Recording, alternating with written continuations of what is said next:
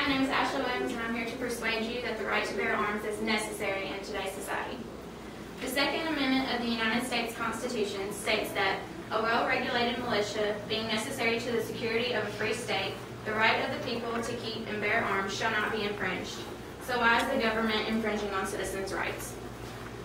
The Founding Fathers drafted the Constitution to protect the public from the government. By that I mean to ensure the rights of the people and to protect their lives. Society breakdown is one of the causes of the rioting in Greece, and the government is not protecting the citizens anymore, and they're rioting against them. I believe, as the Second Amendment states, that people should be able to protect their lives and their property, and the right to bear arms ensures that.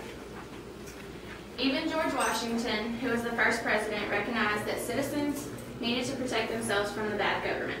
I quote, "From the hour the Pilgrims landed to the present day, events, occurrences, and tendencies prove that to ensure peace, security, and happiness, the rifle and pistol are equally invincible. The very atmosphere of firearms anywhere restrains evil interference. Politicians who serve in the Congress, the executive branch, and even the Supreme Court have lost focus in what the right to bear arms truly means.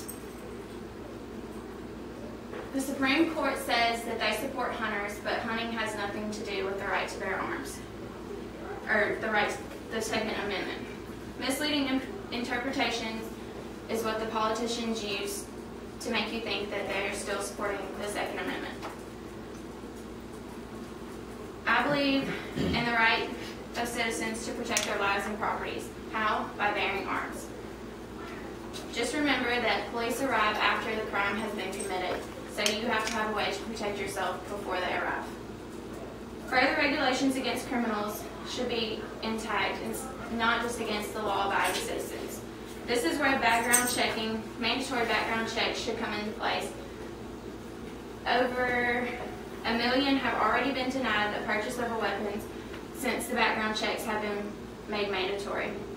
Now they should make background checks mandatory on personal sales, because personal sales that's how criminals get around mandatory background checking, is just through personal sales.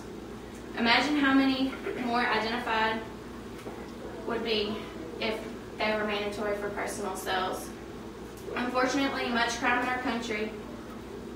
there's much more crime in our country, and citizens have no defense against criminals at all. Chicago has the strictest gun laws, but yet the most crime, and that just proves that that the gun laws do not keep a safe environment. People have the right to protect their property. Again, how? By bearing arms.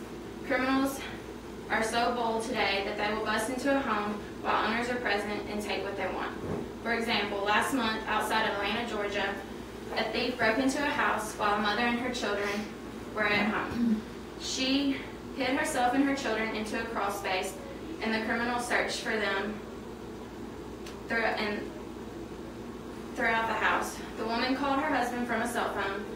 While he was at work, the husband called 911 and told his wife on the cell phone to shoot the thief. The husband could be heard through 911 yelling, "Shoot him, shoot him." The woman fired 5 shots through the wall, and after the police arrived, the thief was still alive. She was able to protect her children and her home, though. I'd like to elaborate on what happens when society breaks down. Earlier mentioned, there were riots in Greece. The government could no longer provide entitlements to the public or the citizens, so they burned, pillaged, and looted to get rights. As a result of the riots, I would not want myself nor my family to be victims of them. How do we protect ourselves from riots and from the government breakdown? By bearing arms. Syria has a civil war going on right now because of a cruel and harsh government that would no longer protect them. 7,000 people have died because the government will not protect them.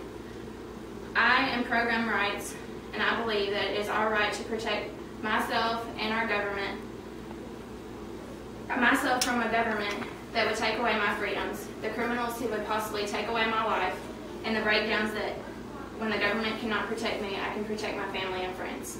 That is why I'm pro-gun rights, and I think y'all should be too.